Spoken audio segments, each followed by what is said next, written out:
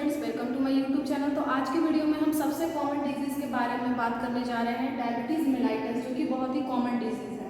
ये एक common endocrine disease है जो कि डेफिशिएंसी, इंसुलिन के डेफिशिएंसी की वजह से होता है।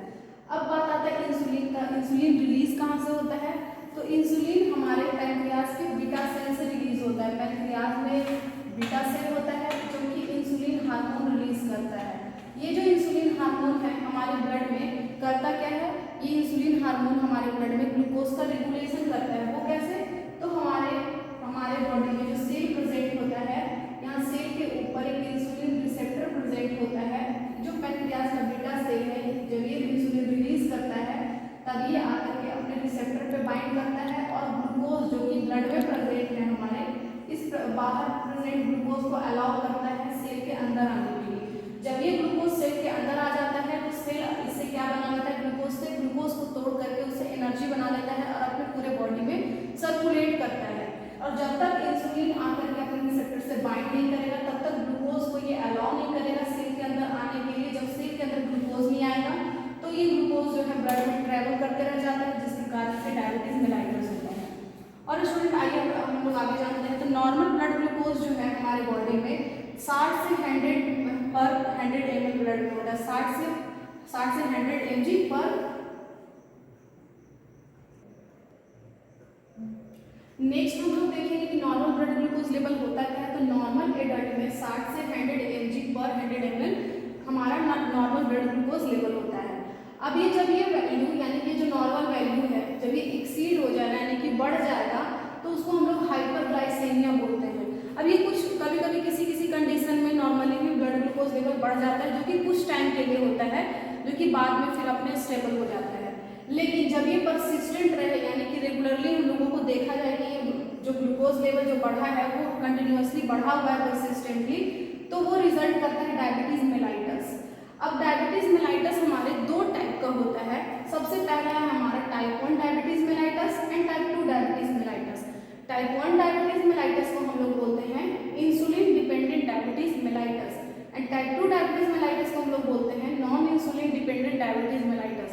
सबसे पहले हम लोग टाइप 1 डायबिटीज मेलाइटस के बारे में जानेंगे। तो टाइप 1 डायबिटीज मेलाइटस में क्या होता है कि टाइप 1 डायबिटीज मेलाइटस को हम लोग बोलते हैं juvenile onset diabetes mellitus. Juvenile onset diabetes mellitus इसलिए बोलते हैं क्योंकि ये 40 ईयर एज से लेस देन जो 40 ईयर एज के अंदर में होते हैं उन पेशेंट को ये होता है। इसमें क्या होता है हमारे पैंक्रियाज में जो बीटा सेल जो प्रेजेंट था, ये जो बीटा सेल जो कि इंसुलिन रिलीज करने का काम कर रहा था, इसका पार्शियल या तो कंप्लीट डिप्लेशन हो जाता है। यानी कि ऑटो इम्यून सिस्टम के वजह से, ऑटो इम्यून प्रोसेस के वजह से हमारा बॉडी क्या करता है, पैंक्रियाज के बीटा सेल को डिस्ट्रॉय कर देता है, जिसके कारण से इंसुलिन का सिक्रीशन डिक्रीज हो जाता है। इंसुलिन का सिक्रीशन जब हमारे बॉडी में नहीं होता है तो उस डायबिटीज को हम लोग बोलते हैं type 1 diabetes mellitus. Type 1 diabetes mellitus में इंसुलिन का डेफिशिएंसी हो जाता है, बीटा सेल का डिप्लेशन हो जाता है कंप्लीट या तो फिर पार्शियली। एंड इसमें क्या देखा जाता है, इसमें कुछ सिम्टम्स हम लोगों को देखा जाता है। इसको पहचानते कैसे हैं हम लोग? तो इसमें हम लोग को टाइप 1 डायबिटीज मेलाइटस में पोलीयूरिया देखने को मिलेगा। पोलीयूरिया कहने का मतलब फ्रीक्वेंट यूरिनेशन एंड पोलीडाइपेस यानी कि एक्सेसिव थ्रस्ट एंड पोलीफेज यानी कि एक्सेसिव हंगर। अब ये सब क्यों होता है? पोलीयूरिया इसलिए होता है क्योंकि हमारे ब्लड में जब ग्लूकोज का लेवल कंटिन्यूअसली बढ़ा हुआ होता है तो हमारा बॉडी उसको यूरिन के थ्रू पास करने का काम करता है, यानी कि बॉडी से रिमूव करने का काम करता है, क्योंकि वो जो ग्लूकोज है हमारे सेल के अंदर नहीं जा रहा है, उससे एनर्जी नहीं बन पा रहा है, जिसके कारण से ब्लड में उसका कंसंट्रेशन बढ़ा हुआ है और हमारा बॉडी उसको यूरिन के थ्रू पास करने में लगा हुआ है, जिसके कारण से पोलीयूरिया सिम्टम्स हम लोगों को देखने के लिए मिलता है। एंड पोलीडाइपेस यानी कि जितना ज़्यादा एक्सेसिव यूरिनेशन होगा उतना ही ज़्यादा थ्रस्ट यानी कि बार बार प्यास लगना, तो पोलीफेजिया। एंड नेक्स्ट है पोलीफेगिया। पोलीफेगिया मतलब एक्सेसिव हंगर, यानी कि जब हमारा सेल ग्लूकोज को यूज ही नहीं कर रहा है तो ये एनर्जी नहीं बना पा रहा है, तो बॉडी को जब एनर्जी नहीं मिलता है तो बार बार भूख लगता है, यानी कि एक्सेसिव हंगर। एंड सेकेंड हम लोग बात करेंगे टाइप 2 डायबिटीज मेलाइटस के बारे में। टाइप 2 डायबिटीज मेलाइटस को बहुत सारे ऐसे फैक्टर है जो कि अफेक्ट करते हैं। टाइप 2 डायबिटीज मेलाइटस को हम लोग बोलते हैं maturity onset diabetes mellitus. Maturity onset diabetes mellitus इसलिए बोलते हैं क्योंकि मोर देन 40 ईयर एज वाले ग्रुप को ये देखा जाता है।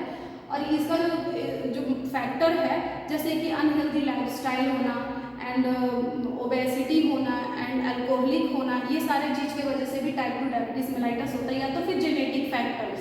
टाइप 2 डायबिटीज मेलाइटस को क्या बोलते हैं, नॉन इंसुलिन डायबिटीज मेलाइटस। इसमें क्या होता है, इसको नॉन इंसुलिन डिपेंडेंट इसलिए बोलते हैं क्योंकि ये इंसुलिन पे डिपेंडेंट नहीं है। इसमें क्या होता है, टाइप 2 डायबिटीज मेलाइटस में हमारा बीटा सेल सही होता है, इंसुलिन प्रॉपर अमाउंट में रिलीज करता है, लेकिन जो सेल जो है, जो सेल के ऊपर जो रिसेप्टर प्रेजेंट है, इंसुलिन रिसेप्टर, ये ओबेसिटी, बैड कोलेस्ट्रॉल होने की वजह से, या तो हमारे बॉडी में एक्सेस फैट होने की वजह से ये जो यहाँ पे जो रिसेप्टर है, ये इस रिसेप्टर को ब्लॉक कर देता है, या तो ये इंसुलिन रेजिस्टेंस हो जाता है, जिसके वजह से ये रिकॉग्नाइज कर नहीं कर पाता है इंसुलिन को, या अपने ऊपर बाइंड नहीं करा पाता है।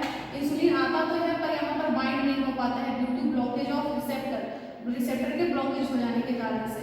जब ये यहाँ पर बाइंड नहीं करेगा तो ग्लूकोज अंदर आ नहीं पाएगा। और इसमें क्या टाइप 2 डायबिटीज मेलाइटस में यही होता है कि ये हमारे बॉडी में नॉन इंसुलिन डिपेंडेंट, यानी कि इंसुलिन पे डिपेंडेंट नहीं है, इंसुलिन हमारे बॉडी में प्रॉपर अमाउंट में है यहाँ पर, लेकिन ब्लॉकेज हो चुका है जिसके वजह से ये यूज नहीं कर पा रहा है ग्लूकोज को। अब टाइप 2 डायबिटीज मेलाइटस में हम लोगों को कुछ सिम्टम्स देखने के लिए मिलता है। सिम्टम्स में जैसे कि अगर ये नॉन ट्रीटेड रहे, यानी कि बहुत लंबे टाइम तक इसका कोई ट्रीटमेंट नहीं ले रहे, यानी कि इसको रिकॉग्नाइज नहीं हो पाया है, तो ये आगे जाकर के मायोकार्डियल इंफ्राक्शन कॉज कर सकता है, हमारे हार्ट डिजीज एंड एथेरोस्क्लेरोसिस, यानी कि हमारे एथेरोस्क्लेरोसिस दैट मीन्स कि आर्टरी के वॉल पर एक्यूमुलेट हो जाना बैड फैट एंड ग्लूकोज वगैरह सारी चीज़ों का। और भी बहुत सारे ऐसे सिम्टम्स हैं जो कि टाइप 2 डायबिटीज मेलाइटस में हम लोगों को देखने के लिए मिलता है। तो स्टूडेंट्स, ये हमारा जो भी हम काट करो लास्ट में। तो स्टूडेंट, ये बस ओवरव्यू था डायबिटीज मेलाइटस पे, इसमें और भी बहुत सारी चीज़ पढ़ने हैं। स्टूडेंट, मैं डायबिटीज मेलाइटस पे जो भी इंट्रोडक्शन है मैं आपके डिस्क्रिप्शन बॉक्स में लगा दूंगी, आप लोग वहाँ से देख सकते हैं।